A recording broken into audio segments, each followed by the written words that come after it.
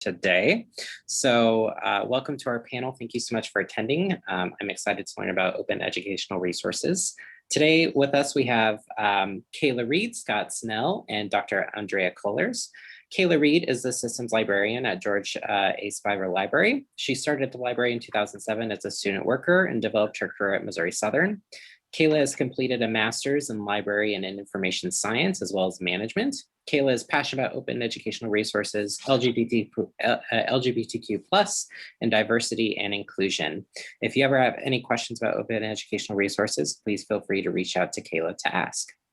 Next up is Scott. Scott graduated in 1999 from Missouri Southern State College with a Bachelor of Science in Education. While teaching at a local junior high school, he earned a Master of Education in Information Science and Learning Technologies degree from the University of Missouri, graduating in 2003.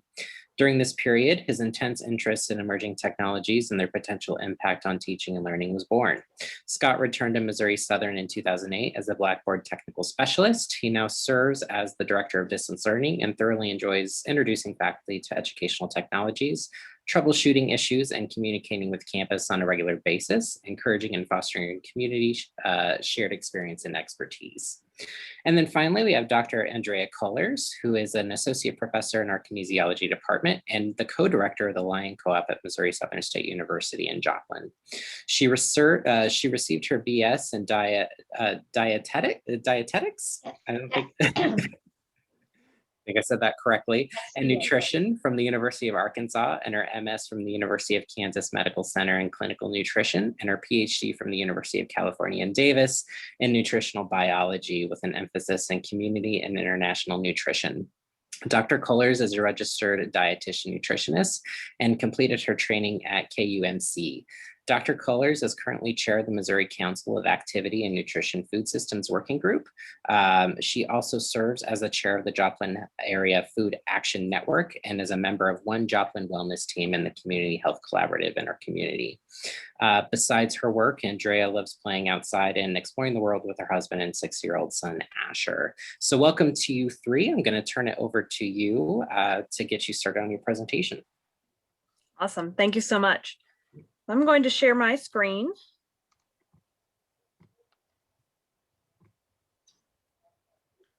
And hopefully you'll see our slides. And there'll be some sound when we get to a certain slide, and I will make sure you guys see it. So welcome. Open Educational Resources at MSSU, Support and Experience. Today we're going to talk about specifically MSSU and how we are using open educational resources, what support you have for implementing them, using them, and the faculty experience in using them. Because I don't want it to just be a librarian telling you something is great. You hear that a lot. I want you to actually get a faculty's perspective in using it in the classroom. So first, defining OER and affordable resources. These are the definitions that the OER task force, which was created from an OER interest group that I created a few years ago, developed. And it was a team of teaching faculty, distance learning staff, and librarians. And we all got together and sat down and said, okay, well, what do we mean when we say this? What exactly are we going for? Because we want to be specific and we want to give options, because the thing with OER is that it's flexible. And I'll talk more about that here in a minute. But so basically, we came up with about 4 definitions. So first, you have your no cost. These are open educational resources, probably the ones you think of that you find online, teaching, learning, and research resources that reside in public domain or have been released under an intellectual property license that permits their free use and repurposing by others. Creative Commons is probably the one you would be familiar with. That one is very big everywhere. It's international, and we'll talk a little bit about that going forward. These are a couple courses that are using OER on campus. And then the next one is low cost educational resources. And we define these as $40 or less per course, so not per item, per course. And these are a few that are using it: French 101, 102, 203, and 204. They're actually using the same textbook for all 4 courses. So when students take it, it evens out to $40 per course. a little less, I think, than that. And then you can see the other many business courses. Then we have substantial student savings. These are educational resources through certain publishers and contracts that we have, such as VitalSource, that allow for savings from their original cost. So for example, there was a medical textbook that was like almost $200. And when they switched to VitalSource, they got down to like 75. So that's a substantial student savings. And that's something that we really want to make sure you know is an option, because you may not be able to use a free resource. It may not fit your course. That's okay. That's not what we're trying to do. We're not trying to take over the campus. We're just trying to give you options. And then finally, we have subscription materials. These are supplementary materials that are provided by the library, our subscriptions, so databases, electronic books. There is a cost to these. The library does pay for them, but they don't cost you or the students any money. So some misconceptions about OER we want to clear up really quick. OER has materials for everyone. No, not always. And that's okay. As I said, it's not about taking over the campus. It's about offering another option to you. You'll be surprised, I think, by how much is out there. It has been something that's been highly developed in the last few years, but not every course is going to have a perfect OER. OER has to completely replace your textbook. No, some of this stuff is just great supplementary material, and you should consider it for that. Many professors that I know have even started using it as a supplementary material and then switched later on. So you might fall in love with it and you may not, but you don't have to immediately replace your textbook and get out of your comfort zone. OER created for free? No, most OER creations are through grant or institutional money. Many states now even have state level funding for creating OER. Missouri, unfortunately, isn't one of them, but many other states provide funds to universities and colleges to create more OER to further the educational resources. Created by random people, OER are almost always created by faculty from a university or college with the funding mentioned above. They have to be approved through the grant process. They can't just write something up and publish it. Most major OER publishing websites wouldn't allow that. One of my favorite ones, the Open Textbook Network, even verifies before they even let a faculty do a review, let alone publish a textbook, that they still work there and do the work that they're claiming. There's a lot of other myths that can be addressed at the link provided. You should have access to our PowerPoint, but those are just a couple we wanted to touch on. Flexibility of OER. So the thing with OER is that it has a lot of ability to kind of be taken by parts. So for example, with many Creative Commons licenses, especially for open educational resources, you can take parts that you like and create a new textbook. So say you have 2 OER textbooks and the licenses are compatible, you could take a chapter from each, combine them, and create a whole new book. So you're not just stuck with whatever's out there. There's a lot of flexibility and a lot of ability to rearrange and create something new if that's what you're looking to do. So you might ask, well, how do I navigate Creative Commons? I don't know anything about Creative Commons. I'm certified in Creative Commons. I just finished my certification this semester. So if you need help with that, please reach out to me. I didn't spend 3 months to not get asked for help. So first, we want to ask, are you already using an OER? Because you might just think, oh, well, online textbook for free, that's an OER. There's a lot of other things that it could be. Materials you created. I had a faculty who used slides instead of a textbook that he had created. Didn't cost students anything. That's an OER because it's free to the students. They didn't have to pay for it. Free materials you found online. I had another faculty member who used articles from journals and magazines. Again, that counts as OER because it's free to the students. I didn't pay for those articles. And finally, library materials. If you're using library materials for your course, that's an OER. So what are the steps to integrating OER? And this is specifically for Missouri Southern. You're going to discover with the library, me. You're going to integrate with distance learning. That's going to be Scott. And then you're going to revise and explore on your own. And Dr. Colors is going to talk about that and her experience. So the library and OER discovery. The site that I'm linked here is the Open Textbooks Network. It's a collection of textbooks, and there's hundreds of other sites to explore, but I really like this one because it provides faculty reviews of the textbooks.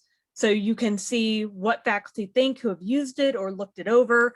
It's a really, really cool site. I'm very fond of it. But we're going to actually go to the second site listed, which is the MSSU OER website. And so this was built by us and basically gives you an overview of what OER is, what it looks like, and what are the steps. So one of the things is you can explore on your own. You can go to the Library Research and Course Guide that has OER materials, has hundreds of sites listed, but you can also request a consultation. And what this is essentially you'll fill out this form and I will go and do some research and then meet with you at your preferred date and time. And we'll talk about what I was able to find, what else I think might be out there, etc. So you don't have to do this all on your own. You can if you want to, but you have help. And that's the big thing I want to make sure you know. I'm always happy to do these. I actually have a lot of fun doing them because I always find out new stuff that's out there that I didn't know before. So you can schedule a consultation at any time. If you're still a little like, I don't know if I want to do this, I'd recommend you go to our YouTube channel and don't play. Okay. This is our specifically open education at MSSU. And we have testimonials from faculty and from students on their experience on open education, as well as a panel that we did for Southern Summit this past year. So there's a lot of extra things in there you can see and hear about from the MSSU perspective on open education. So once you've discovered library resources, then you're going to go to distance learning for integration. All right, thanks, Kayla. Hi, everybody. So yeah, once you've got some materials and you need some help integrating them in Blackboard, DL staff has some experience with this, and I've got several examples to show you now. And I went ahead and did a video because everything's integrated in Blackboard, and I think just to show you what's going on in Blackboard, video works. Hopefully the sound works and hopefully it's big enough. If it's not, shout out and we can go full screen somehow and make sure the audio is working. So go ahead, Kayla. So this first one is integrating LibGuides in Blackboard. It won't full screen. Okay. Ah, oh no. Sorry. It's okay. And brand new to Blackboard, starting in. Oh, that's the second. That's the Oh. wrong. Yeah, go back a slide. There we go. Good grief. Okay. That's cool.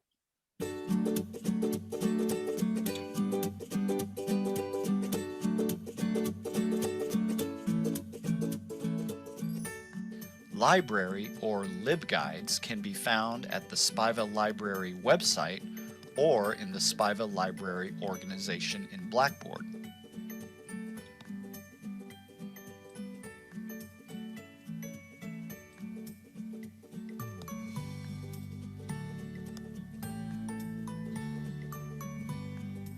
They are listed by subject.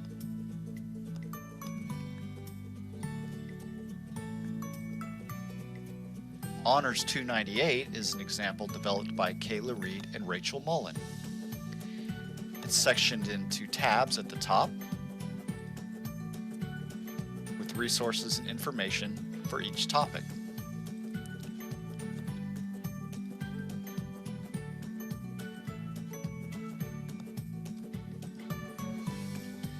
Another example is Western Civilization, developed by Diana Fordham. It has tabs for history resources, library research methods, how to find articles, reports, and documents, and then course topics, and fake news, and keeping them honest. In Blackboard, students can access LibGuides via a direct web link to Spiva Library's resource page, or the entire LibGuide can be embedded within Blackboard.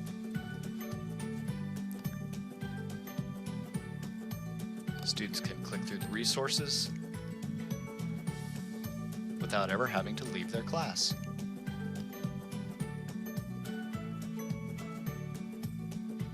Thanks for watching.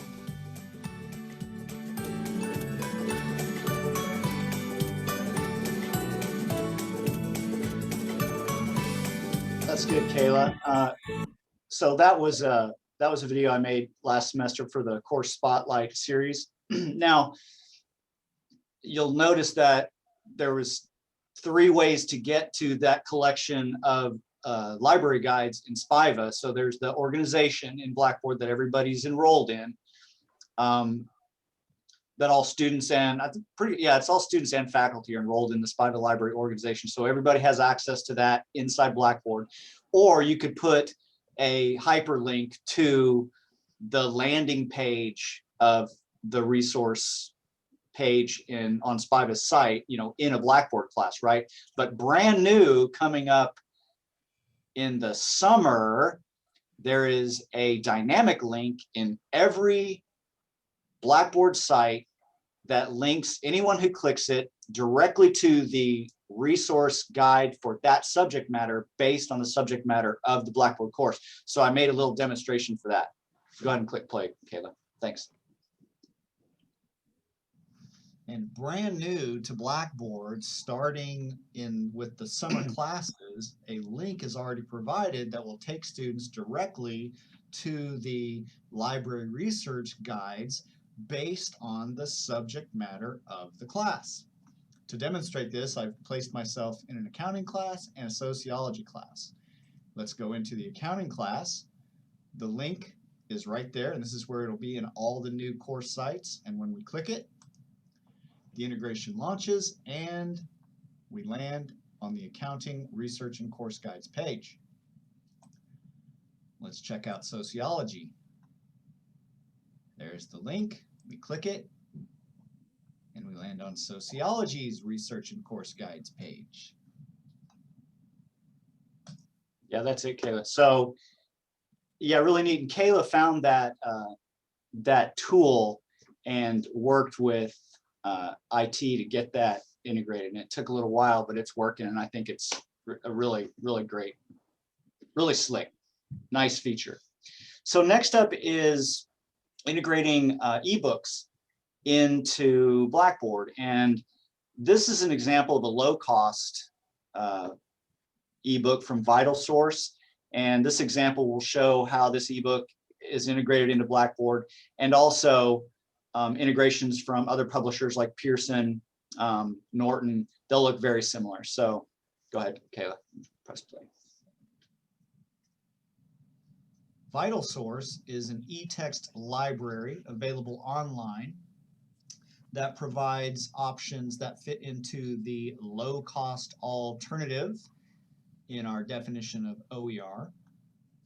And an example of a VitalSource textbook being used in a class, we can see in Leslie Bell's Health Sciences 420 class. If we go into any week of instruction, Diana Fordham creates this link here to the e-text. It's got an image of the textbook on it, some instructions, a link to a video tutorial on using the textbook, and then when you click the link here, the integration with Blackboard launches and the textbook displays.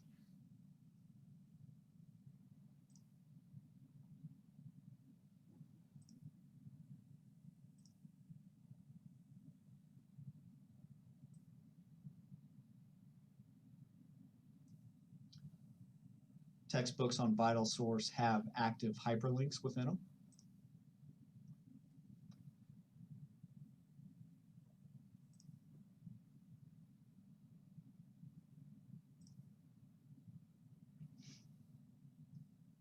And that's it for that one, Kayla. So I need to mention here that sometimes we can, faculty or DL can get a hold of publisher content that they don't mind literally just handing over. And when we get a hold of that stuff, what we can do is we can host it on the media server, and it will function very similarly to Vital Sources platform or Pearson's or Norton's, but we'll have the material in-house and we can support and troubleshoot it that way. So it's a really nice, if you can ever find material that you want to use that they don't mind giving to you, that's a great option, is to start hosting that in-house.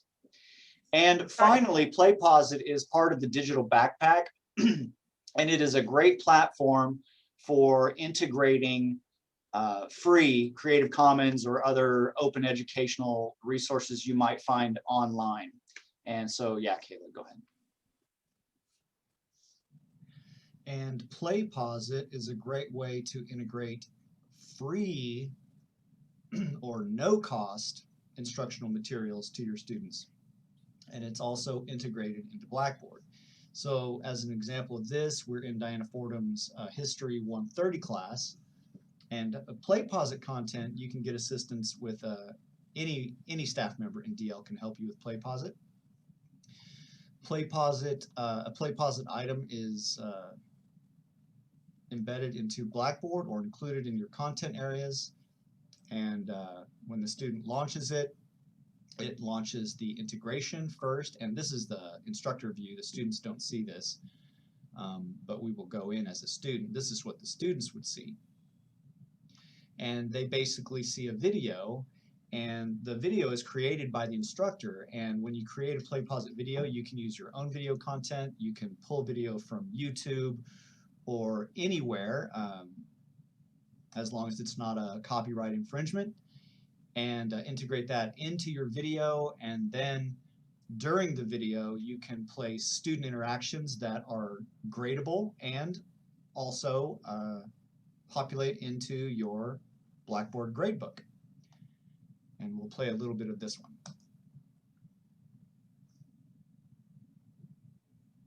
Join me as we study about the Persian Empire today.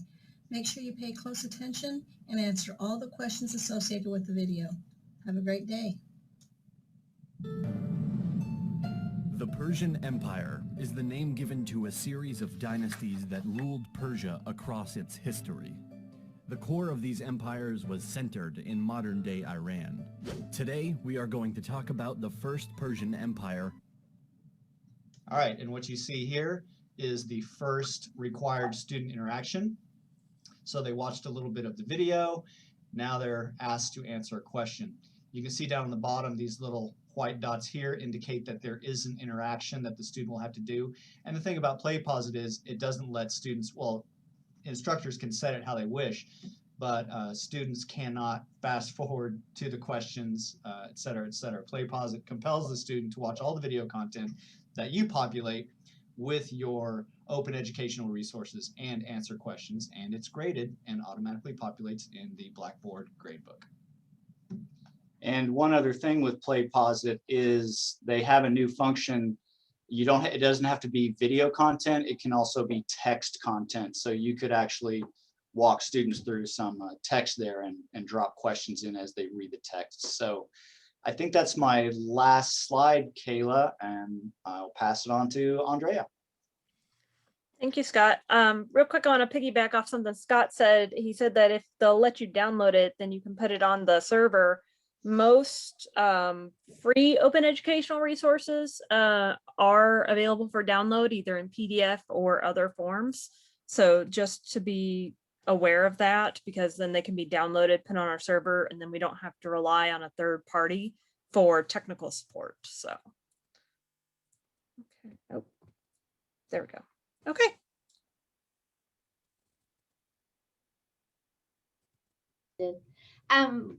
Thank you all for being here today. I am Andrea Colors, and I teach in the kinesiology department. And I started using an OER, I think this is my second year using this for the Kinesiology 385 Nutrition for Human Development. And this class is taught in multiple formats. And so just showing that an OER can really work in many different ways for many different types of students. It's also a class where we get students from all different majors all across campus. So a really diverse method of teaching and students to teach. I needed to update the textbook. One thing about nutrition is that dietary guidelines change every 5 years. A lot of times there'll be updates in just knowledge, information, and recommended daily intakes, DRIs. And so I was needing to update the textbook, and I was looking at traditional options, digital options, talking to the students to see what they like the best. And really what my challenges were I was wanting to find something that students could use in the classroom. So a lot of times we will have activities during class.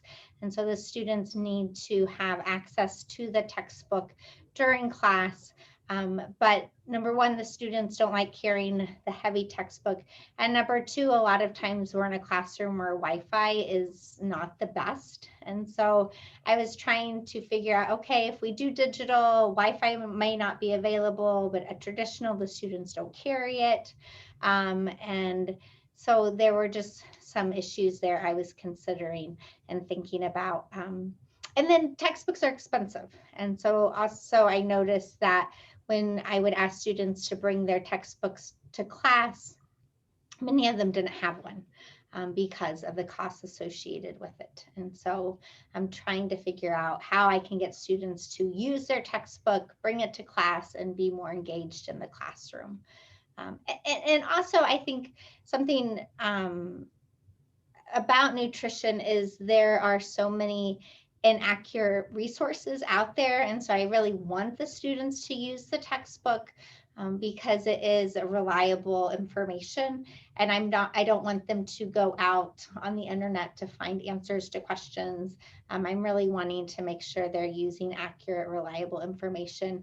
And so having a really good textbook can be very important for this class. Kayla was advertising an OER training session. I really didn't know what OERs were or how to go about finding one on my own. So I thought I'm gonna go try this out, and it was incredibly helpful. Okay. So I worked with Kayla to find and it was actually in that training session, she identified several different websites or places that we could go and look and just search. And I found this particular textbook, Human Nutrition. It's created by faculty at the University of Hawaii. And actually this is, there's a newer edition even to this one. This was the summer 2018, but there's a more recent edition this past summer, they updated it. Yeah, and I don't know if I can I do this, Kayla? I think I have to. Okay, so I really liked this textbook for two reasons. One is it is available both as a digital textbook, so you can just read the book and it pops up and students can search it. It has the table of contents on the, yes, right there. And then they can go through, look at the different, and there's also a search bar. And so if they're doing a quiz or an exam that's open book, they can search for things through that. So that's a great, so it has that digital concept that they can use that. And then if we go back and look at, there's also a PDF version, so they can download the book, which I really liked this option as well because, again, Wi-Fi may be not the best in some areas. And even students, I think we all noticed during the shutdown last year and the stay-at-home order that a lot of students don't have the most reliable Wi-Fi at their home or residence. And so having a textbook that isn't reliable or it doesn't depend upon internet, I think is important. So they can download the textbook as a PDF as well. And in addition to that, just to ensure access to all students, our department has we have printed out, I think using the print shop, a couple of hard copies of the book, paper copies that we put in binders. And then I always let students know at the beginning of the semester if they do need a physical version of the textbook, that they can let me know and we can work with them to getting that printed in some capacity. So I haven't had any students need it in that way, but it is always an option if a digital version isn't what is best for them. And then, so that's what I've been using as a textbook now. This is the 5th semester, I think, I'm using it. And I have not really had any complaints. Students really seem to like it. They can access it really easily on their phones or other devices, their laptops. And so it's really been a successful option. And more than importantly, it's free. And so students have no excuse not to have it and not to use it. And so I know when I'm grading assignments, there should be consistent information, accurate information, that they're not just searching the internet for random things. The other open OER that I use is a diet tracking app. I used to use the USDA had a MyPlate app, and I always would use that, and they discontinued it about 4 years ago. That sounds like a really long time ago, but when the administration changed and the head of the USDA changed, they got rid of it. And it was really hard for me to find a different diet tracking app. Most of them really focus on weight loss, and they focus on macronutrients, so just carbohydrate, fat, protein, calories. And what I'm really interested in is also having students be able to look at vitamins and minerals, so those micronutrients as well. They look at their dietary intake and then compare it to the RDAs or the AIs. And so this was a great one. It actually has a lot of different foods in there, a lot of different options for students to choose from. It has 82 micronutrients. It has fiber, it has added sugar, it has all the different amino acids. It has, I think it has omega-3 fatty acids, omega-6 fatty acids.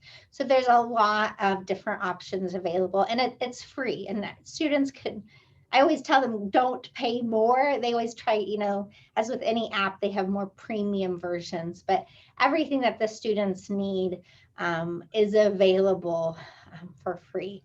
I do have to admit, I wish that the government, or a nonprofit had an app available, because there still is that advertising component, but this was the best free app and the most complete app that I could find for diet tracking. So it has been really helpful and useful.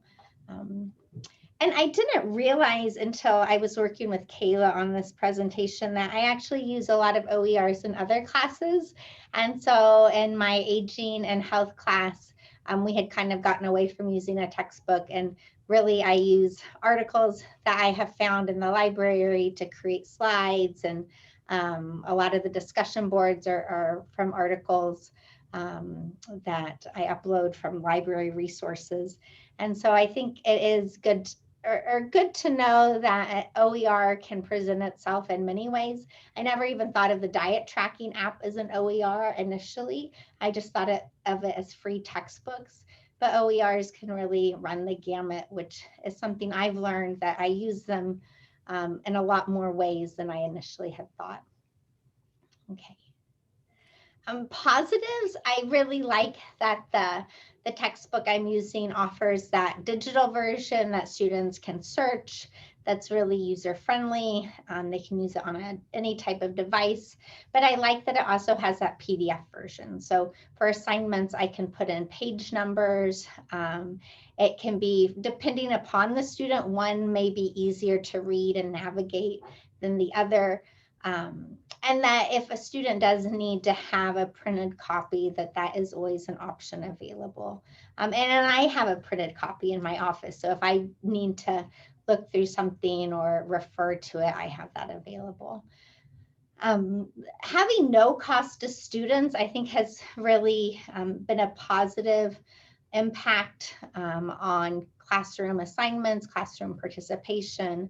There's really not a reason for them to not have access to the textbook, not to have access to the correct information in completing assignments.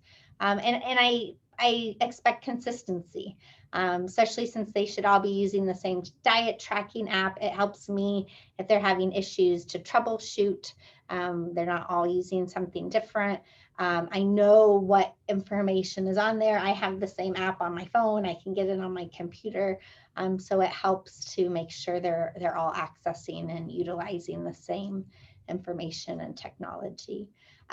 Nutrition is a really rapidly changing field, and also a field with lots and lots of incorrect information out there.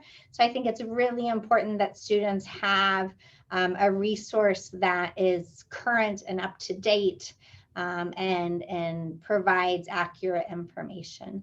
And kind of going off of that, these resources are available for students after the class is complete. So if they're in a health promotion major, maybe they're going into personal training, or they're a nursing student or psychology, and they're going to do therapy with different individuals, maybe with eating disorders, they have this reference, this resource available to them after the class is complete. And so they can use it and go back and look and find that reliable, accurate information that they may need. And the challenges, and this just happens, I think, for all of us that are faculty, updating courses can be a huge undertaking sometimes. I had been using that textbook in my course site, I don't know, 4 years maybe. And I really needed to do a complete overhaul and update of the site. And really, I needed to do it no matter what. It was just time. But it took a lot of, it did take a lot of time. But having the textbook that I was using, it made it really easy to I could copy and paste a lot of the images because they're open access. They're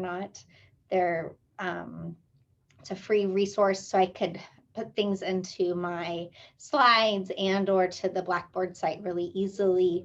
And because it is really based upon a traditional textbook, the chapters, the content was very similar to what I was using. And so I could keep similar modules while updating the information in it and making it more updated and current.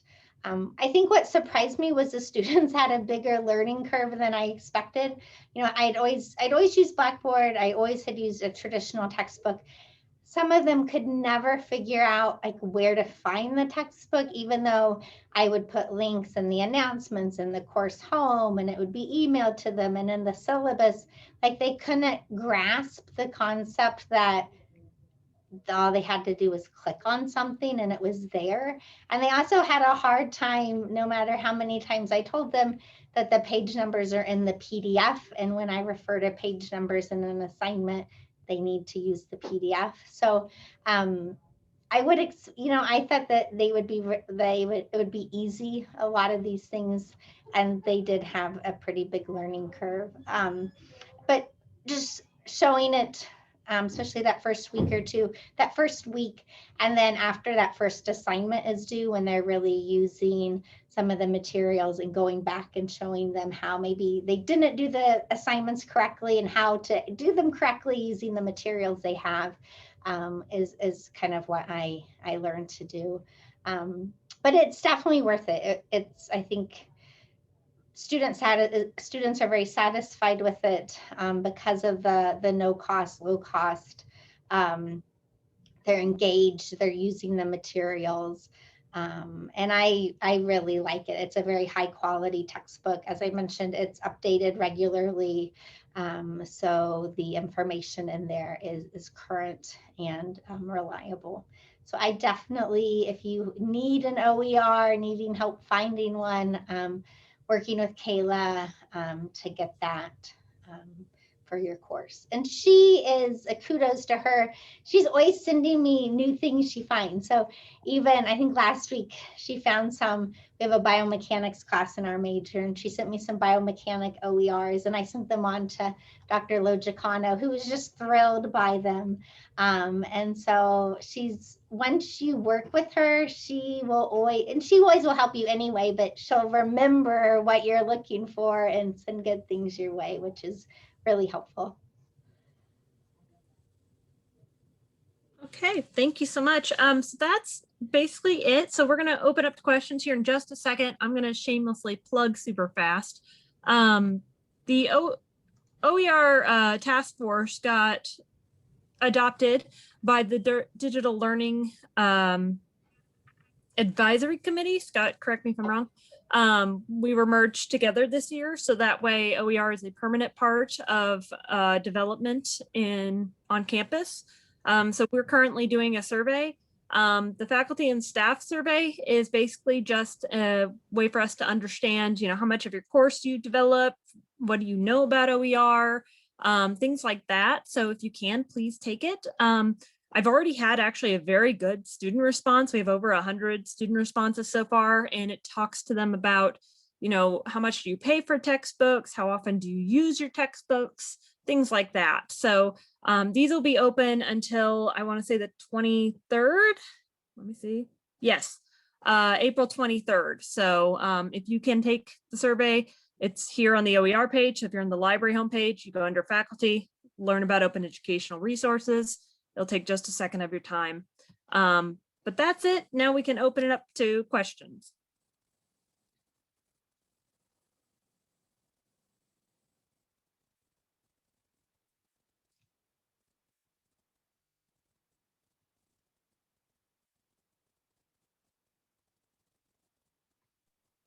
About how far in advance should you start preparing, looking for, getting ready to use OER in a class?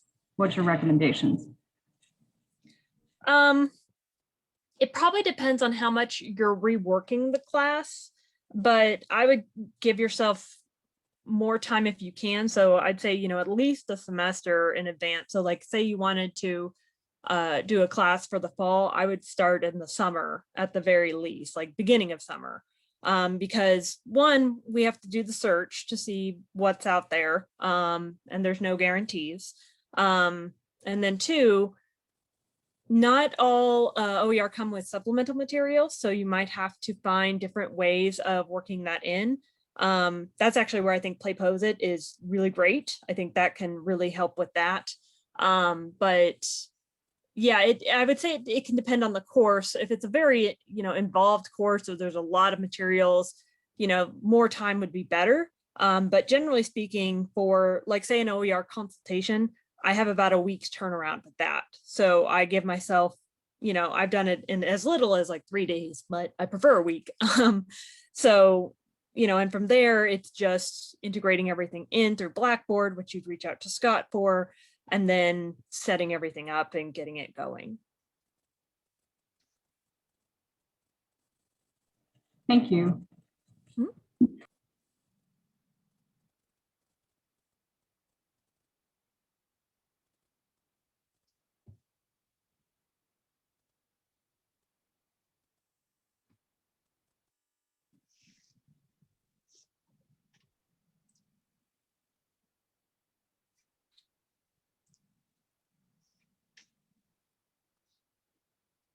While we're waiting, I will mention that we have submitted some language to Academic Affairs for adding OER activities to the faculty handbook for tenure and promotion activities. So that includes adoption, as well as reviewing. The OTN website that I've mentioned before has a pretty involved review process. You have to not only go to a session beforehand and get signed up, but then it's like a few pages of a review. It's pretty long. And then they do publish it to the website if it's approved. So, that should be rewarded. And so that's something that that's why I think they added us to a permanent committee, so that we can continue to develop those kind of things and make sure, that you guys are being rewarded for doing this stuff. It's not just an additional thing I want to throw on your backs and be like, good luck. It's something you should be rewarded for. It takes effort.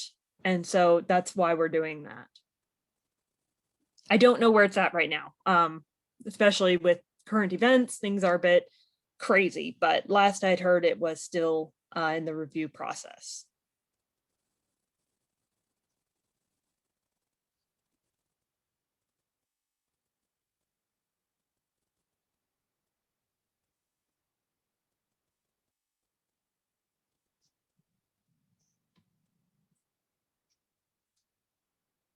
Can't wait forever. I think we're done. Sounds good to me. Well, thank you guys all so much for coming. I put up emails here. The OER at MSSU email is just the generic email. And then the rest are personal emails. So there's 2 in the chat. Okay.